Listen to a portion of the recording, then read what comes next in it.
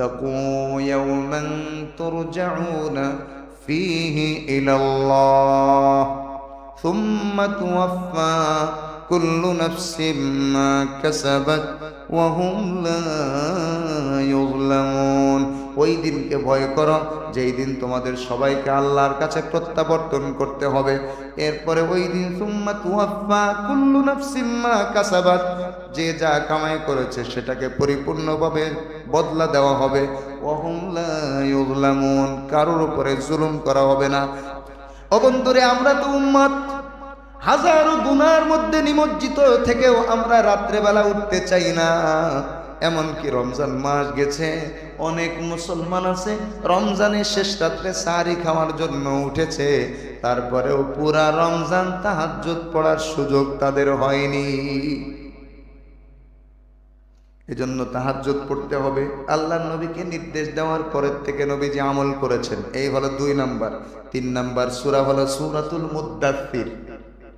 সূরা মুদ্দাসসিরের কিছু আয়াত নাজিল হয়েছিল, ও চাদরওয়ালা অথবা কম্বলওয়ালা, কুম উঠুন, ফাআনযির ভয় দেখান, ওয়া রাব্বাকা ফাকাব্বির আপনার রবের পবিত্রতা ঘোষণা করুন, ওয়া সিয়াবাকা ফাতাহ আপনার রবের বড়ত্ব প্রকাশ করুন, তাকবীর বলুন, ওয়া সিয়াবাকা ফাতাহহির আপনার কাপড় পবিত্র করুন, মানে আপনার আশপাশে শিরকের ময়লায় নিমজ্জিত জাতিকে আপনি পবিত্র করুন তাওহীদের দাওয়াতের মাধ্যমে। সুবহানাল্লাহ।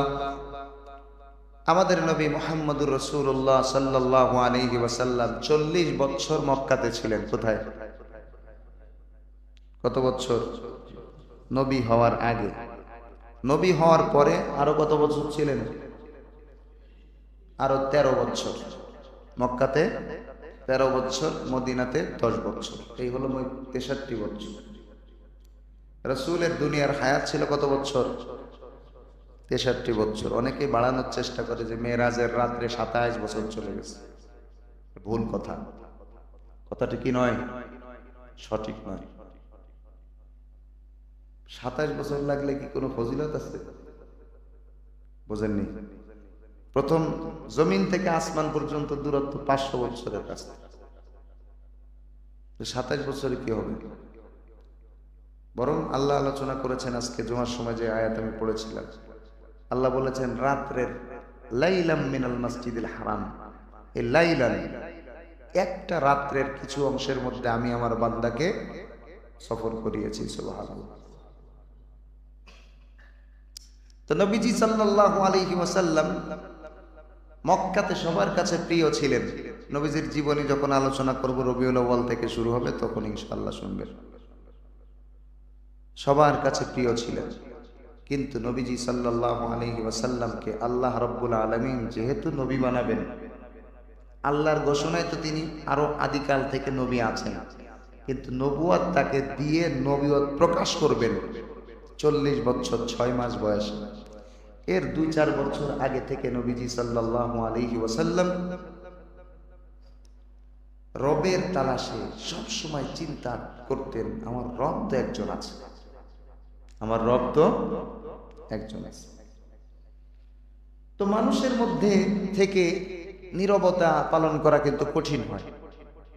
আপনি দেখবেন একটু মন খুলে টেনশন করবেন, এটা যদি মানুষের মধ্যে বসে বসে করেন তা হবে না। একজন এসে ডাক দিবে, না হলে কোনো একটা কথা বলবে, যে কোনো ভাবে ডিস্টার্ব করবে। মুহাম্মদুর রাসূলুল্লাহ সাল্লাল্লাহু আলাইহি ওয়াসাল্লাম তিনি চিন্তা করলেন এমন একটা জায়গা খুঁজে নেওয়া দরকার, যেই জায়গায় আমি ইবাদত বন্দেগী করলে কেউ আমাকে ডিস্টার্ব করবে না, আমার রবকে আমি তালাশ করতে পারবো। বিশেষ পদ্ধতিতে আল্লাহর নবী মুরাকাবা করতেন। কোন মুহাদ্দিসিন কেরাম বলেছেন নবীজি সাল্লাল্লাহু আলাইহি ওয়াসাল্লাম তার আদি পিতা, তার জাতির পিতা এবং বংশীয় পিতা হযরত ইব্রাহিম আলাইহিস সালামের নিয়ম অনুযায়ী তিনি ইবাদত বন্দেগী করতেন এবং আল্লাহ তাআলাকে তালাশ করতেন। কেউ কেউ বলেছেন তিনি স্বাভাবিকভাবেই তার রবকে খোঁজার জন্য চেষ্টা করতেন। এইভাবে নবীজি সাল্লাল্লাহু আলাইহি ওয়াসাল্লাম বিশেষ করে 37, 38, 39, 40 এই বয়সে আল্লাহর নবী আরো বেশি থেকে বেশি হেরা গুহায় থাকা শুরু করলেন। কোন গুহা? পাহাড়ের নাম হলো জাবালে নূর, নূর পর্বত। কোন পাহাড়? আল্লাহ আমাদের সবাইকে উঠার তৌফিক দান করুন। এই জাবালে নূরের চূড়ায় উঠে হীরা গুহার মধ্যে নবীজি সাল্লাল্লাহু আলাইহি ওয়াসাল্লাম অবস্থান করতেন। কখনো একদিন, কখনো 2 দিন, কখনো 3 দিন, কখনো 1 সপ্তাহ পর্যন্ত আমার আপনার নবী মুহাম্মাদুর রাসূলুল্লাহ সাল্লাল্লাহু আলাইহি ওয়াসাল্লাম হীরা গুহায় অবস্থান করতেন। দিনের পর দিন না খেয়ে অবস্থান করতেন। মাঝে মধ্যে যখন দেরি হয়ে যেত, আম্মাজান খাদিজাতুল কুবরা রাদিয়াল্লাহু আনহা তিনি শুকনা খাবার নিয়ে ওই বিশাল 2500 ফিট উচ্চতার জাবালে নূরের চূড়ায় হীরা গুহার মধ্যে স্বামীর খেদমতের জন্য খাবার দিয়ে আসতে যেতেন। সুবহানাল্লাহ। এই পাহাড়ের চূড়া এত উঁচু, এখন তো মোটামুটি রাস্তা করা হয়েছে, তারপরেও প্রায় 1 ঘন্টা লেগে যায়। হাঁটতে হাঁটতে অবস্থা খারাপ হয়ে যায়। আমি উঠে বেহুশের মতো প্রায় 20 মিনিট পড়েছিলাম। মোবাইল একদিকে, একটা পানির বোতল ছিল সেটা আর একদিকে। পানির বোতল উত্তপ্ত রৌদ্রের কারণে গরম হয়ে গেছে। 20 মিনিট পরে হঠাৎ করে জাগ্রত হয়ে দেখি মোবাইল একদিক। ওইখানে তো আর চোর যাওয়ার কথা না, যদিও সব জায়গায় চোর যাওয়া সম্ভব। মাথাফে তফ করা অবস্থায় মোবাইল চুরি হয়। চোরের কোনো ধর্ম নেই, চোরের কোনো ধর্ম নেই, আছে? কিন্তু আমার ভাগ্য ভালো বলে মোবাইলটা নিয়ে নিই। আমি ওই সময় চিন্তা করলাম, আম্মাজান খাদিজাতুল কুবরা রাদিয়াল্লাহু আনহার বয়স ওই সময় কত? 50-এর উপরে। 50-এর নবী কিন্তু এখনো নবী হননি, প্রকাশ পায়নি। স্বামীর খেদমতের জন্য খাবার দিতে কোনো রাস্তা ছিল না, সিঁড়ি ছিল না। পাহাড় বেয়ে বেয়ে হেঁটে হেঁটে বড় কষ্ট করে খাদিজাতুল কুবরা রাদিয়াল্লাহু আনহা স্বামীর ভালোবাসায় খাবার পৌঁছে দিতেন। সুবহানাল্লাহ। নবীজিকে এত ভালোবেসেছেন, এজন্য একদিন আল্লাহর নবী বলেন, ও খাদিজা, তুমি তো আমাকে অনেক ভালোবাসো, এটার কোনো তুলনা হবে না। আমাকে তুমি এত পরিমাণ সাপোর্ট দিয়েছো, তুমি বলো তুমি কি চাও, আমি আমার আল্লাহর কাছ থেকে আদায় করে দিব। বলেন সুবহানাল্লাহ। খাদিজা বলেন, আমি আপনার কাছে জান্নাতে এমন একটা ঘর চাই, যেই ঘরটা জান্নাতে আর কাউকে আল্লাহ দিবেন না। বলেন সুবহানাল্লাহ। মেরাজের রজনীতে আল্লাহর নবী জান্নাত দেখলেন। একটা জান্নাত দেখানো হলো। নবীজি বললেন, এটা কার জান্নাত? বললেন, এটা হলো উমরের জান্নাত। কিছু দূর যাওয়ার পরে আরেকটা জান্নাত নবীজিকে দেখানো হলো, জান্নাতি বাঁশের তৈরি। বলেন সুবহানাল্লাহ। বাংলাদেশি বাঁশ না, কোন জায়গার বাঁশ? জান্নাতি বাঁশের তৈরি স্পেশাল জান্নাত। জিবরাইল আলাইহিস সালামকে নবীজি জিজ্ঞেস করলেন, ভাই জিবরিল, এটা কার জান্নাত? আল্লাহর নবী সাল্লাল্লাহু আলাইহি ওয়াসাল্লাম প্রশ্ন করার পরে জিবরিল আমিন বলছেন, ইয়া রাসূলুল্লাহ, বলেন আপনার মনে পড়ে কিনা আপনি আপনার স্ত্রী, আপনার সহধর্মিনী খাদিজার জন্য দোয়া করেছিলেন, আল্লাহ আমার খাদিজার জন্য জান্নাতে এমন একটা স্পেশাল ঘর বানাবা, যে ঘর জান্নাতে আর আরেকজন পাবে না। সুবহানাল্লাহ। আল্লাহ খাদিজার জন্য ওই দোয়া কবুল করে জান্নাতি বিশেষ ধরনের বাঁশ দিয়ে এই জান্নাতটা নির্মাণ করেছেন। এই পুরা জান্নাতের মধ্যে এমন ঘর আর আরেকটি নাই। বলেন সুবহানাল্লাহ। এর পাশেই নবীজির জান্নাত ছিল। আল্লাহ নবীকে দেখানো হলো, এটা হলো আপনার জান্নাত। বললেন, একটু যাই। জিবরিল আমিন বললেন, না, দুনিয়ার হায়াতে কেউ জান্নাতে যেতে, আপনার হায়াত এখনো বাকি আছে। এইভাবে খাদিজাতুল কুবরা রাদিয়াল্লাহু আনহা কষ্ট করে করে সেই হীরা গুহায় নবীজির কাছে খাবার দিয়ে আসতেন। 40 বছর 6 মাস বয়স যখন হয় নবীজির, কয় বছর আপনারা জানেন কি? 40 বছর। এই তথ্যটা সঠিক না, আবার বছর শুধু বছরের হিসাব মাস বাদ দিলে ঠিক আছে, কিন্তু যখন বলবেন 40 বছর একদিন তখন আবার ভুল হয়ে যাবে। যদি বলেন 40 বছর মাস বাদ দিলেন অসুবিধা নেই, যখন বলবেন 40 বছর একদিন তখন তো আবার দিন বলে ফেললেন, তখন এটা হবে ভুল। মূলত 40 বছর 6 মাস। কতদিন? আপনাদের সবার মনের মধ্যে হয়তো জাগতে পারে যে হুজুর নতুন কথা বললে কি মানবো? মানার দরকার নেই। নবীজির জন্ম কোন মাসে? রবিউল আউয়ালে। কোনো সন্দেহ আছে? সন্দেহ আছে? হ্যাঁ। কয় তারিখে জন্ম হয়েছে এটা নিয়ে ইখতিলাফ আছে, অনেক মতানৈক্য আছে। কেউ বলছেন 2 তারিখ, কেউ বলেছেন 8 তারিখ। এই দুইটা মত বেশি সহি। 2 তারিখ আর 8 তারিখের মত বেশি সহি। প্রসিদ্ধ হলো 12 তারিখ। সহি হলো 2 আর 8, আর প্রসিদ্ধ হলো কি 12। কিন্তু মাসের ভিতরে তো কোনো ভেজাল নেই, মাস তো রবিউল আউয়াল। আচ্ছা, যেই বছর নবীজি ওহী পেয়েছেন ওই বছরের রবিউল আউয়ালে 40 বছর পূর্ণ হয়ে গেছে না? হয়েছে কিনা? কোরআন নাজিল হয়েছে কোন মাসে? শাহরু রমাদান। কোন মাসে? কোন মাসে? রবিউল আউয়াল, রবিউল সানি, জুমাদাল উলা, জুমাদাল উখরা, রজব, শাবান, রমজানের ওই কয়দিন আর রবিউল আউয়ালের এই কয়দিন মিলে 1 মাস ধরেন, তাহলে কত হচ্ছে? 6 মাস। কত হয়? তাহলে নবীজি ওহী পাইছেন কত বছর বয়সে? যদি বলেন 40 বছর তাহলে ঠিক আছে। অনেক সময় আমরা মাসগুলো বাদ দিয়ে দিই না হিসাব থেকে, বুঝেননি? আপনাকে যদি কেউ জিজ্ঞেস করে বয়স কত, আপনি মাস দিন সব বলেন, শুধু বয়সটা বলে দেন, মাসটা বাদ দিয়ে দেন, এরকম না? তো যদি বলা হয় নবীজি কত বছর বয়সে নবুয়ত পেয়েছেন, উত্তর কি? 40 বছর। কিন্তু যখন বলবেন 40 বছর একদিন, তখন এটা ভুল হবে। তখন বলতে হবে 40 বছর 6 মাস পরে। কারণ রবিউল আউয়াল থেকে রমজান পর্যন্ত কয় মাস হয়? 6 মাস হয়। 6 মাস। রবিউল আউয়ালের কিছুদিন বাদ যাবে না, আর রমজানের শেষের কিছুদিন বাদ যাবে। এই 2 হাফ মাস মিলে 1 মাস, আর মাঝখানে 5 মাস। দলিল পেয়েছেন নবীজি যে 40 বছর 6 মাসে নবুয়ত পেয়েছেন। বুঝতে পেরেছেন আপনারা, না কোনো সন্দেহ আছে?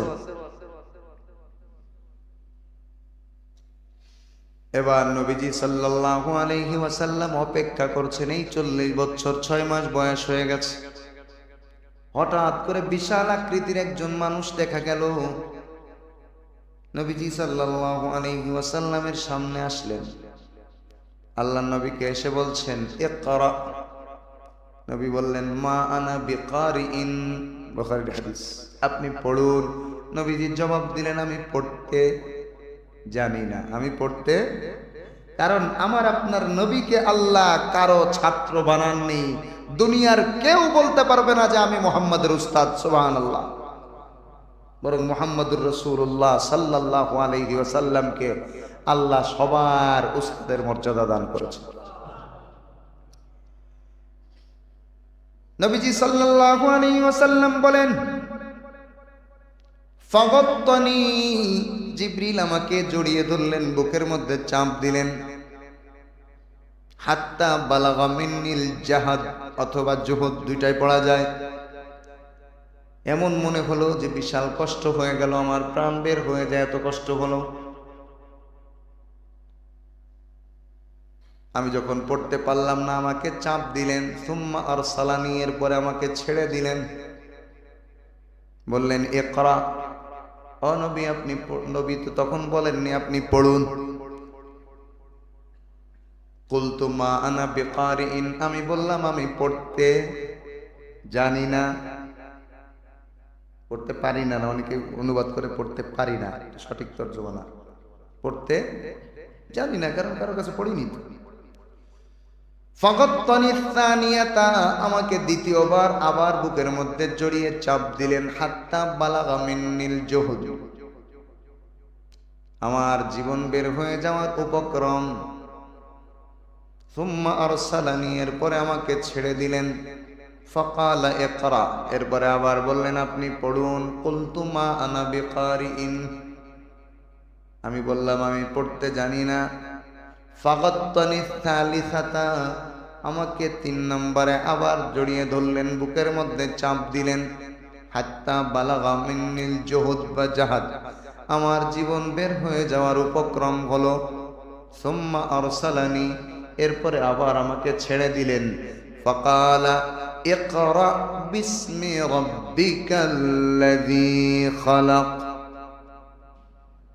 তিনবার যখন আমি বললাম আমি পড়তে জানি না, জিবরিল আমিন এবার আমাকে বলছেন ইকরা বিসমি রাব্বিকাল্লাযী খালাক, আপনি পড়ুন আপনার রবের নামে যিনি সৃষ্টি করেছেন। মুফাসসিরিন কেরাম লিখেছেন, যখন আল্লাহর নবী তার রবের খবর পেয়েছেন, রবের নাম শুনেছেন, সাথে সাথে পড়া বা তেলাওয়াত করার যোগ্যতা আল্লাহর নবীর মধ্যে চলে এসেছে। সুবহানাল্লাহ। কারণ এই রবকেই তো খোঁজার জন্য 2500 ফিট উচ্চতার সেই জাবালে নূরের গারে হেরাই নবীজি বারবার যেতেন, অপেক্ষা করতেন। 2 দিন 3 দিন 7 দিন পর্যন্ত আল্লাহর নবী সেখানে যে রবকে তালাশ করতেন। এখন নবীজি যখন শুনলেন ইকরা বিসমি রাব্বিকাল্লাযী খালাক, তুমি পড়ো বা আপনি পড়ুন আপনার রবের নামে যিনি সৃষ্টি করেছেন, রবের পরিচয় পাওয়ার সাথে সাথে আল্লাহর নবী তেলাওয়াত শুরু করে দিয়েছেন। সুবহানাল্লাহ।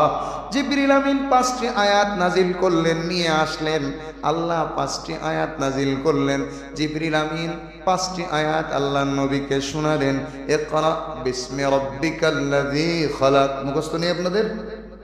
পড়েন ইকরা বিসমি রাব্বিকাল্লাযী খালাক, খালাকাল ইনসানা মিন আলাক, ইকরা ওয়া রাব্বুকাল আকরাম আল্লাযী আল্লামা বিল কলম আল্লামাল ইনসানা মা লাম ইয়ালাম। এই 5 আয়াত নাজিল করলেন।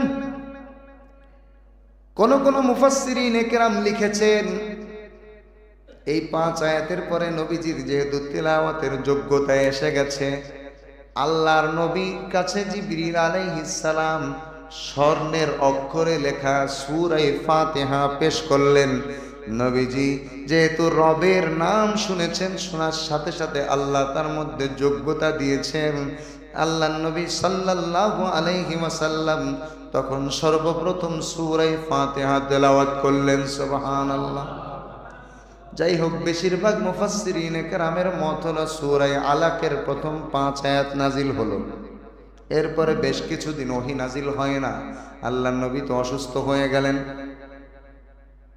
বাসায় এসে বললেন ইয়া খাদিজা জাম্মিলুনি জাম্মিলুনি, ও খাদিজা আমাকে কম্বল জড়িয়ে দাও, আমার তো অবস্থা খারাপ। হযরত খাদিজা দেখলেন মাথায় হাত দিয়ে, আরে প্রচন্ড গরম, জ্বর এসে গেছে। আল্লাহর নবী বলছেন আমি মনে হয় মারা যাব। ওই যে জিবরিল আলাইহিস সালামের নিজের আকৃতি দেখে ভয় পেয়েছে, বিশাল দেহের জিবরিল, ভয় পেয়ে গেছে, আরো চাপ দিয়েছে। এবার হযরতে খাদিজা বললেন আপনার টেনশন করার কোনো কারণ নেই, আপনি স্বাভাবিকভাবে ঘরে অবস্থান করেন, আমি আপনাকে নিয়ে যাব আমার চাচাতো ভাই ওয়ারাকা ইবনে নওফেলের কাছে, যিনি পূর্বের আসমানি কিতাবের বড় আলেম। অবশ্যই আপনার একটা সমাধান তিনি বলে দিবেন। সুবহানাল্লাহ। আল্লাহর নবী বলেন, হযরতে খাদিজাকে বললেন আমি মনে হয় মারা যাব, ধ্বংস হয়ে যাব। হযরতে খাদিজা বললেন লা ইউখজিকাল্লাহু আবাদা, আল্লাহ কখনো আপনাকে ধ্বংস করবেন না। বলেন সুবহানাল্লাহ। ইন্নাকা লাতাসিলুর রাহিম, আরে আপনি তো আত্মীয়তার বন্ধন বেঁধে দেন, যেখানে সম্পর্ক নষ্ট হয়ে যায় ওই জায়গায় আপনি জুড়ে দেন। ওয়া তাহমিলুল কাল, মানুষের বোঝা বহন করেন। আরো কিছু বৈশিষ্ট্যের কথা বুখারী শরীফের একদম শুরুর দিকে আছে। আপনি পথ হারাকে পথ দেখিয়ে দেন। অনেকগুলা কথা হযরত খাদিজা বললেন। মূল কথা হলো, উদ্দেশ্য হলো লা ইউখজিকাল্লাহু আবাদা, এমন গুণওয়ালা মানুষকে আল্লাহ কখনো ধ্বংস করেন না। বলেন সুবহানাল্লাহ। একটু স্বাভাবিক হওয়ার পরে নবীজিকে সাথে নিয়ে চাচাতো ভাই ওয়ারাকা ইবনে নওফেলের কাছে গেলেন। নবীজিকে জিজ্ঞেস করলেন, ইয়াবনা আম্মি, আয় ভাতিজা, এ চাচাতো ভাই, তুমি বলো কি দেখেছো, কি ঘটনা ঘটেছে বলো। নবীজি সব কিছু বলার পরে ওই ওয়ারাকা ইবনে নওফেল বলছেন, হাদা আন্নামুস, এটা হলো এমন একটা ঘন্টা ধ্বনি আমার কাছে মনে হচ্ছে যেটা আল্লাহ নাজিল করেছিলেন হযরতে মূসা আলাইহিস সালামের কাছে। বলেন সুবহানাল্লাহ। ভয় পাওয়ার কোনো দরকার নেই, আল্লাহর পক্ষ থেকে ওহী নাজিল হচ্ছে। আমি পূর্বের আসমানি কিতাব অনুযায়ী ঘোষণা করছি, শোনো, তোমার টেনশনের কোনো কারণ নেই। আল্লাহ তোমাকে নবী বানিয়েছেন এবং তোমার কাছে ওহী পাঠিয়েছেন। তবে ওই সময় আমি যদি জীবিত থাকতাম কতই না ভালো হতো, যখন তোমার কওমের লোকেরা তোমাকে তোমার জন্মস্থান মক্কা নগরী থেকে বের করে দিবে। ওই সময় যদি আমি বেঁচে থাকতাম তাহলে আমি তোমাকে সাহায্য করতাম। কারণ ওয়ারাকা ইবনে নওফেল তখন অন্ধ হয়ে গেছেন এবং বার্ধক্যের চূড়ান্ত পর্যায়ে পৌঁছে গেছেন, কিছুদিন পরে মারা গিয়েছিলেন। বুঝতে পারতেছিলেন আমি তো আর ওই সময় বেঁচে থাকবো না, কিন্তু বলছিলেন কি, তোমার কওমের লোকেরা তোমাকে বের করে দিবে। আল্লাহর নবী আশ্চর্য হয়ে 40 বছর পর্যন্ত তো কেউ কোনোদিন খারাপ ব্যবহার করেনি, সবাই তো আল আমিন বলতেন।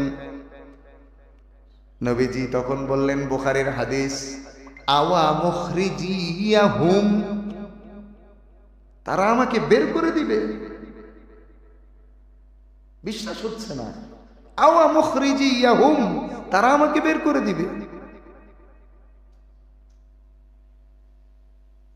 তিনি বললেন, হ্যাঁ, পূর্বের আসমানি কিতাব অনুযায়ী আমি তোমাকে বলছি, একদিন তোমার কওমের লোকেরা যারা তোমাকে আল আমিন বলে উপাধি দিয়েছে, যারা তোমাকে সব ধরনের সম্মাননা দিতে প্রস্তুত, কিন্তু যেই ওহী তোমার কাছে আসা শুরু হয়েছে, এটার দাওয়াত যখন মানুষের কাছে পৌঁছে যাবে, তখন তারা তোমাকে সহ্য করতে পারবে না। তোমার কওমের লোকেরাই তোমার জন্মভূমি মক্কা থেকে তোমাকে বের করে দিবে। এবার নবীজি সাল্লাল্লাহু আলাইহি ওয়াসাল্লাম ওইভাবে কম্বল জড়ানো অবস্থায় বাসায় এসে আবার কম্বল জড়িয়ে শুয়ে পড়লেন। এর পরবর্তীতে ওহী নাজিল শুরু হলে আল্লাহ পাক বলছেন, ইয়া আইয়ুহাল মুজাম্মিল, ও কম্বল জড়ানো আলা, আপনি তো কম্বল জড়িয়ে শুয়ে আছেন, কুম, উঠুন, কুমিল লাইলা ইল্লা কালিলা, আপনি উঠে পড়ুন, আপনি উঠে যান। আপনার তো এই শেষ রাত্রে, রাতের শেষ প্রহরে শুয়ে থাকা মানায় না। আপনি তো আমার বন্ধু, আপনি আমার প্রিয়, আপনি আমার সব থেকে আপন, আপনাকে আমি আল্লাহ সব থেকে ভালোবাসি, সুতরাং আপনার ঘুমিয়ে থাকা মানায় না। কুমিল লাইলা ইল্লা কালিলা, রাতের কিছু অংশ চলে যাওয়ার পরে আপনি উঠে পড়ুন, নিসফাহু আবিন কুসমিনহু কালিলা, রাতের অর্ধেক বা তার কিছু কম বেশি হলে আপনি উঠে পড়বেন। এই আয়াত নাজিল হওয়ার পর থেকে আল্লাহর নবী জীবনেও কোনোদিন সারা রাত ঘুমান নেই। বলেন সুবহানাল্লাহ। হযরতে আব্দুল্লাহ ইবনে আব্বাস রাদিয়াল্লাহু আনহুমা বলেন, রাইসুল মুফাসসিরিন, নবীজির চাচাতো ভাই, ছোট্ট মানুষ, নবীজির ঘরে মাঝে মধ্যে ঘুমাতেন। তিনি বর্ণনা করছেন, আমি একদিন আমার খালার বাসায় ঘুমালাম। খালা হলেন নবীজির স্ত্রী হযরত মাইমুনা রাদিয়াল্লাহু আনহা। খালার বাসায় ঘুমালাম, দেখি আল্লাহর নবী কিছুক্ষণ শুয়ে থাকেন, আবার উঠে নামাজে দাঁড়িয়ে যান, আবার 2 রাকাত 4 রাকাত নামাজ পড়েন, আবার শুয়ে পড়েন, আবার উঠে নামাজ আদায় করেন। এইভাবে কয়েকবার আমি তাকে নামাজ আদায় করতে দেখলাম। আমার মনে হয়, আমার মন ডাক দিয়ে বলে, এই যে আল্লাহ আয়াত নাজিল করেছেন, কুমিল লাইলা ইল্লা কালিলা নিসফাহু আবিন ইনকুস মিনহু কালিলা আও জিদ আলাইহি ওয়ারাত্তিলিল কুরআনা তারতিলা। সূরা মুজাম্মিলের শুরুর আয়াতগুলো যখন নাজিল হয়েছে, ও কম্বলওয়ালা, কম্বল জড়িয়ে শুয়ে আছেন, আপনি উঠুন। আপনি রাতের কিছু অংশ চলে যাওয়ার পরে উঠে নামাজ আদায় করুন। আপনি রাতের অর্ধেক বা তার কম বা বেশি, হয়তো কিছু কম অথবা বেশি, যেহেতু আল্লাহ কমের কথাও বলেছেন, বেশির কথাও বলেছেন, এই জন্য নবীজি মাঝে মধ্যেই ঘুম থেকে উঠে যেতেন। কম না বেশি এটা তো আল্লাহ জানেন, সুতরাং আমার এটা দেখার দরকার নেই রাতের বেশিরভাগ ঘুমাবো না বেশিরভাগ নামাজ আদায় করব, এটা আমার দেখার দরকার নেই। আমার রব যেহেতু আমাকে কম্বল ছেড়ে উঠতে বলেছেন, এজন্য আমি বারবার উঠে যাব, বারবার উঠে যাব। আমি বারবার উঠব, অর্ধেক রাত হলে উঠব, অর্ধেক রাত যাওয়ার আগে উঠব, অর্ধেক রাত যাওয়ার পরে উঠব। এজন্য নবীজি এই আয়াত নাজিল হওয়ার পর থেকে জীবনেও কোনোদিন সারা রাত ঘুমান নেই। সুবহানাল্লাহ।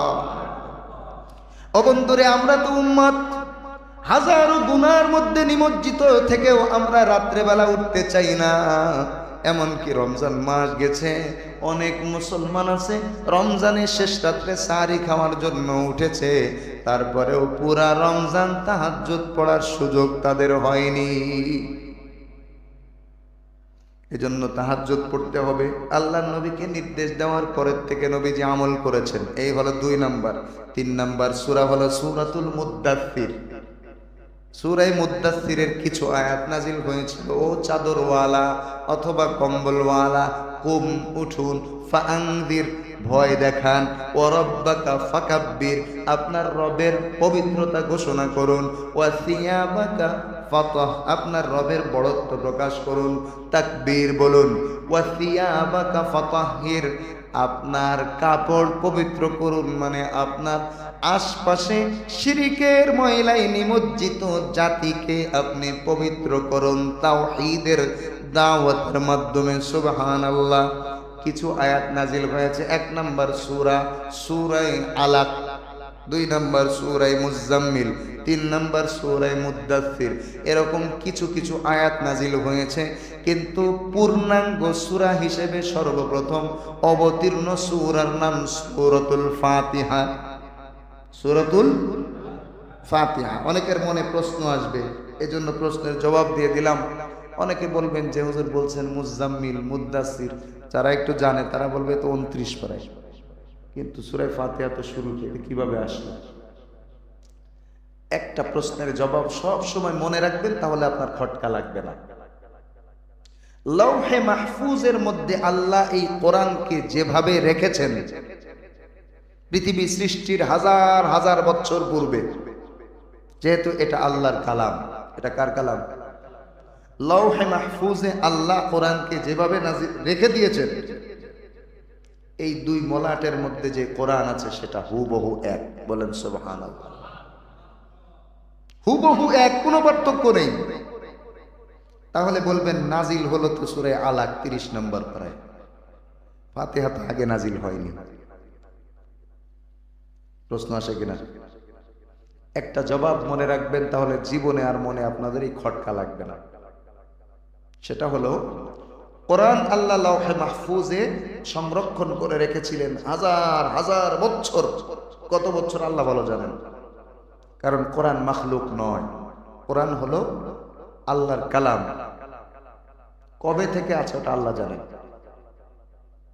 কোরআন যেভাবে লৌহে মাহফুজে ছিল, ঠিক সেইভাবে হুবহু কোরআন লাইলাতুল কদরে আল্লাহ পাক প্রথম আসমান পর্যন্ত নাজিল করেছেন লৌহে মাহফুজ থেকে। বলেন সুবহানাল্লাহ। এবার প্রথম আসমান থেকে গোটা কোরআন একসাথে নাজিল না হয়ে রাসূলের নবুয়তি জিন্দেগির পুরা 23 বছর যাবত যখন যেভাবে নাজিল করা প্রয়োজন আল্লাহ তাআলা মনে করেছেন, বা আল্লাহ যেভাবে নাজিল করাটাকে উত্তম হিসেবে সাব্যস্ত করেছেন, অথবা উম্মতের জন্য যখন যেটা প্রয়োজন হয়েছে সেই অনুযায়ী আল্লাহ তাআলা কোরআনকে নাজিল করেছেন। সুবহানাল্লাহ। তবে নাজিল করে আল্লাহ জানিয়েছেন জিবরিল আমিনের মাধ্যমে, এটা অমুক সূরার এই আয়াতের পরে হবে, এটা অমুক শব্দের অমুক জায়গায় হবে। প্রত্যেকটা শব্দকে আল্লাহ সেট করে দিয়েছেন, সুবহানাল্লাহ। বিক্ষিপ্ত নয়, এগুলো সাহাবায়ে কেরাম সংরক্ষণ করেছেন। সাহাবায়ে কেরামকে আল্লাহর নবী বলেছেন তোমরা লিখে রাখো। তোমরা কি করো? পাথরে লিখে রেখেছেন। এখন পর্যন্ত সৌদি আরবের বিভিন্ন জায়গাতে সাহাবায়ে কেরামের হাতের লেখা কোরআন শরীফ আছে, বলেন সুবহানাল্লাহ। মক্কা মুকাররমা থেকে 26 কিলোমিটার দূরে একটা পাহাড় আছে। কত কিলোমিটার? এবার আগামী সফরে ইনশাআল্লাহ আমার নিয়ত আছে আমি ওখানে যাব। ওই জায়গাতে নবীজি যখন অবস্থান করেছিলেন, মক্কা থেকে দূরত্ব কত? ওই জায়গায় 62টি আয়াত নাজিল হয়েছে। কয়টি আয়াত? এই পুরা 62টি আয়াত সাহাবায়ে কেরাম ওই পাথরের পাহাড়ের মধ্যে লিখে রেখেছেন, সুবহানাল্লাহ। সেই লেখা এখনো পর্যন্ত আছে। আল্লাহ আমাদের সকলকে স্বচক্ষে সেখানে যেয়ে দেখার তৌফিক দান করুন। তো সাহাবায়ে কেরাম বিভিন্নভাবে লিখে রাখতেন, বিক্ষিপ্ত ছিল। তবে নবীজির নির্বাচিত কিছু কাতেবে ওহী ছিলেন, যাদের দায়িত্ব ছিল ওহী লেখা, যারা আল্লাহর পক্ষ থেকে নবীজিকে আল্লাহ জানিয়েছেন যে এরা বিশ্বস্ত, এদেরকে দিয়ে কোরআন লেখো, কোনো অসুবিধা নেই। নবীজি সাল্লাল্লাহু আলাইহি ওয়াসাল্লামের জামানায় কোরআন লেখার তো সুযোগ ছিল না, কারণ কখন কোন আয়াত নাজিল হয় ছিল, সুযোগ ছিল। আয়াত নাজিল হবে আজকে নাজিল। যেমন আপনাদেরকে একটা কথা বলি, কোরআন শরীফের সর্বশেষ সূরা নাজিল হয়েছে সূরাতুন নাসর। সূরা ইযা জাআ নাসরুল্লাহি ওয়াল ফাতহ, এই সূরা পূর্ণাঙ্গ সূরা হিসেবে নাজিল হয়েছে। কিন্তু এর পরে সূরা নাসর নাজিল হওয়ারও আরো কিছুদিন পরে আল্লাহ পাক রব্বুল আলামিন সর্বশেষ কোরআন শরীফের যে আয়াত নাজিল করেছেন সেটা ছিল সূরাতুল বাকারা 281 নম্বর আয়াত। কোন আয়াত? এরপরে আর কোরআনে কোনো আয়াত নাজিল হয়নি। দেখেন 2 নম্বর সূরা না সূরা বাকারা? এই সূরা বাকারার 281 নম্বর আয়াতে আল্লাহ নাজিল করলেন সর্বশেষ। এরপরে আর কোরআন শরীফের কোনো আয়াত সূরা কিচ্ছু নাজিল হয়নি। ওয়াত্তাকু ইয়াওমান তুরজাউনা ফীহি ইলাল্লাহ সুম্মা তুওয়াফা কুল্লু নাফসিম মা কাসাবাত ওয়া হুম লা ইউযলামুন। ওই দিনকে ভয় করো যেই দিন তোমাদের সবাইকে আল্লাহর কাছে প্রত্যাবর্তন করতে হবে। এরপরে ওই দিন সুম্মা তুওয়াফা কুল্লু নাফসিম মা কাসাবাত, যে যা কামাই করেছে সেটাকে পরিপূর্ণভাবে বদলা দেওয়া হবে। ওয়া হুম লা ইউযলামুন, কারোর উপরে জুলুম করা হবে না। এটা হলো কোরআনের সর্বশেষ আয়াত। আর সর্বশেষ সূরা হিসেবে আল্লাহ পাক নাজিল করেছেন সূরাতুন নাসর। কোন সূরা? এইখানে আরবিতে লেখা আছে 114, মানে নাজিল হওয়ার দিক থেকে এই সূরা 114তম সূরা, সর্বশেষ সূরা, সূরা নাসর। ফালাক, নাস, ইখলাস, লাহাব। লাহাব তো কয় নম্বর সূরা? সিরিয়ালের দিক থেকে 111 নম্বর। সূরা লাহাব সিরিয়ালের দিক থেকে 111 নম্বর, কিন্তু নাজিল হয়েছে মক্কাতে একেবারে 3 নম্বর বছরে, নবীজির নবুয়ত পাওয়ার মাত্র 3 বছর পরে। বুঝতে পেরেছেন? সূরাতুল লাহাব, তাব্বাত ইয়াদা আবি লাহাবিন ওয়া তাব, এই সূরা নাজিল হয়েছে নবুয়তের 3 বছরের মাথায়। আর এর আগের সূরা এটা নাজিল হয়েছে সর্বশেষ। এজন্য কোরআন নাজিল হয়েছে সাহাবায়ে কেরাম বা ওই জামানায় যারা ছিলেন তাদের প্রয়োজনে। অনেক সময় কাফেরদের প্রশ্নের জবাবে আল্লাহ আসমান থেকে আয়াত নাজিল করেছেন। কিন্তু এখন যে সিরিয়াল আছে, এই সিরিয়াল নবীজি সাল্লাল্লাহু আলাইহি ওয়াসাল্লাম যেভাবে শিখিয়েছেন ঠিক সেইভাবে সিরিয়াল দেওয়া, কোনো সন্দেহ নেই, সেভাবেই সংরক্ষিত কিয়ামত পর্যন্ত থাকবে ইনশাআল্লাহ। এটা আপনাদের বিশ্বাস হওয়ার কথা, কারণ সারা দুনিয়াতে যেই পরিমাণ, বাংলাদেশেই যেই পরিমাণ হাফেজে কোরআন আল্লাহ তাআলা আমাদেরকে দান করেছেন, আলহামদুলিল্লাহ। বেশি হাফেজ লাগবে না তো কোরআন শরীফের জন্য? লাগবে? কেউ একটু উলট পালট করার কোনো লাইন নেই। উস্তাদ ভুল পড়লে পেছনে দাঁড়িয়ে ছাত্র লোকমা দিয়ে দেয়, কোনো লাইন আছে? উস্তাদ যদি ভুল করে পেছনে দাঁড়িয়ে ছাত্ররা কি করে? লোকমা দিয়ে দেয়, কোনো ছাড় নেই একটু ভুল হলে। কেন? এটা কোরআনের মুজিজা, কোরআনের বৈশিষ্ট্য। কোরআন এমন এক কিতাব যেই কিতাবের মধ্যে কোনো ভুল চলে না।